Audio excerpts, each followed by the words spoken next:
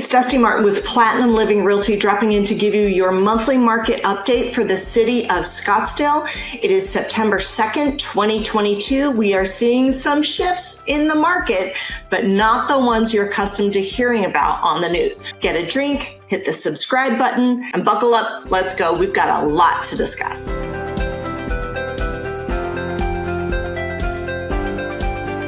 All right, so let's just get into it. Our active listings are up about 107.5% over this time last year. That's actually not much different from last month, but here's where we're getting into some things. So that's a year-over-year stat. We're currently sitting at 1,558 active listings, where compared to this time last year with almost no inventory, with that historical drop in inventory, that is not normal. Please don't get used to it. So we're up a lot over last year, about 100%, which isn't bad. But at the same time, you need to put it in perspective.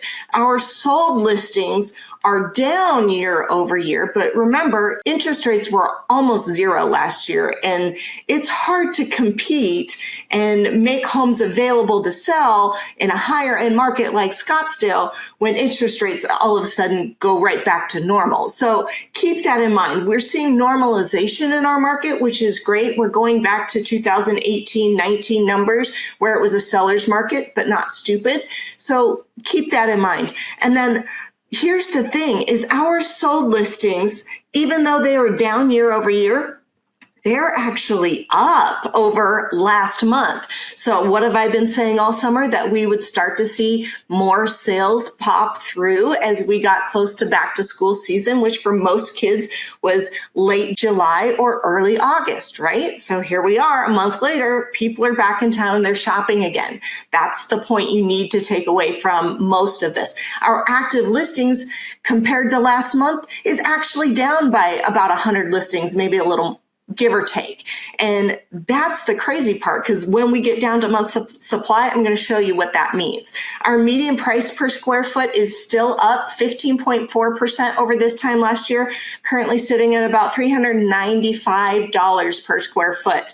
And then our months of supply, yes, it is up 231.9% over this time last year, but we're sitting at 3.5 months of inventory. That is a healthy seller's market, not a crazy seller's market. Remember, 4 months or less is a seller's market.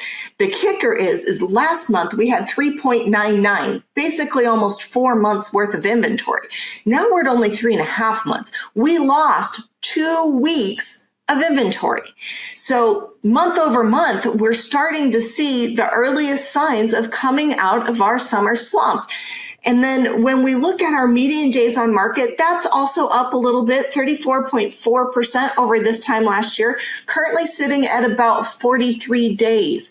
Keep in mind, if we were in an even stable market, our average days on market would be 90 days. So at 43 days, take away the 30 days that it takes for a transaction or most transactions to close, and you're left with about 13 days, meaning in that amount of time is about how long your home should be on the market before it sells. So keep that in mind. One of the other things we're also starting to see is an increase in expired and canceled listings, which has some people freaking out. But keep in mind, if we go back to 2018 or 19 and beyond, we actually normally, in a normal market, have about 30% of all homes in an even stable market that will not sell. Keep that in mind. 30% of all homes in a normal, even stable market will not sell. Half of that is because so many agents are detached from reality and proper pricing strategies and analyzing the supply and demand like I break down for you every month. So that has a lot to do with it, right? And so when we look at this trend, and we're actually already kind of almost back there, I'm starting to see expired and canceled listings come back, which is great. But there's a lot of hype and misunderstanding and just non-understanding of what that means for our market. Remember, if it were normal, about 30% of all homes would not sell in a normal market, in a normal, even balanced, stable market.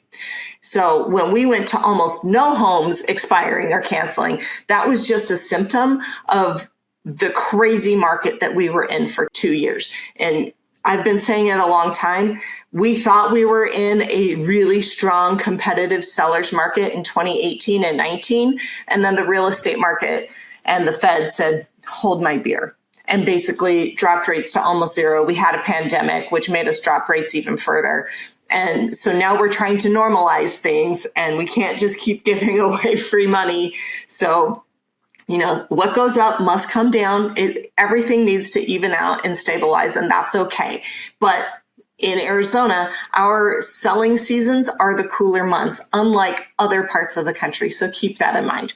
So then we're going to jump over to our supply and demand by price point. Okay, so let's break it down now by price point. And we're going to compare not only year over year, but month over month, just so I can demonstrate to most people why A, I don't look at the month-to-month trends, and why B, I've been saying for 3 months, this is a summer slump. You can't know what's going to happen until it already has, and these are the things that we need to look for. So going into September, October, I'm going to demonstrate what we saw last month, what we saw this month, and then what we need to be on the lookout for as we go into the fall and the cooler months.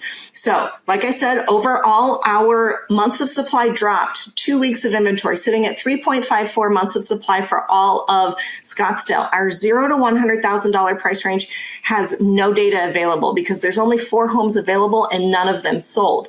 Last month, there were only 3 homes available and 1 of them sold, meaning we gained 2 homes, but nothing else sold. That tells me there's not a huge buyer pool in that market right now. So we can't even calculate anything because you need to know the number of homes sold versus the number of homes listed to be able to actually get a number. And so when we look at the $100,000 to $200,000 price range, our inventory dropped there as well. We're at 2.33 months of supply for the $100,000 to $200,000 price range. Last month, we were at 3.5 months, almost 4 months worth of inventory. So we've lost inventory in that price range. So the $200,000 to $300,000 price range, we're at 3.78 months of supply. When we look at last month's inventory, we had 2.78 months of supply. So we actually gained some more. And what I'm seeing is a lot of investors or people who had second homes are starting to dump those homes on the market because now there's actually inventory for them to choose from. So if they were locked into that smaller price range home, they're now seeing, hey, there's somewhere for me to go now. And so all of those people that wouldn't have sold because there was nowhere for them to go and they didn't want to be homeless, now they can sell because there's something to choose from. So keep that in mind. Then we look at the $300,000 to $500,000 price range. We're at 2.93 months of supply. So when we look at 300, we increased maybe about a week's worth of inventory, not a whole lot. It's still a really strong seller's market. And then we look at the $500,000 to $700,000 price range, and we're at 2.59 months of supply, where last month we were at 3.2. So keep that in mind. We've lost significant inventory in that price range. Then we look at our $700,000 to $1 million price range, saw some really big changes. So last month in our $700,000 to $1 million price range, we had 4.5 months of supply just outside of seller's market territory, approaching an even stable market. This month in the $700,000 to $300,000 price range, we're at 3.09. We lost a month and a half of inventory. A month and a half, 6 weeks of inventory. So keep that in mind. There was a big shift. That tells me buyers are coming back. We've got less homes available. That inventory is actually decreasing. And this is actually becoming kind of the bread and butter price point in Scottsdale. So keep that in mind when you're going through these numbers. Then we look at the $1 to $3 million price range. We're at 4.46 months of supply, so about a little less than 2 weeks outside of seller's market territory.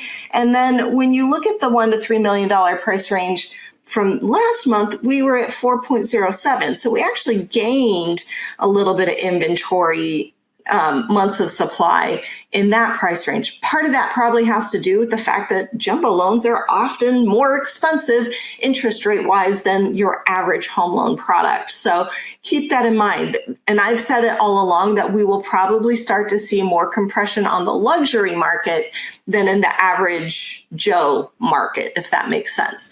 And so then when we look at the $3 million price range and over, we had another big swing.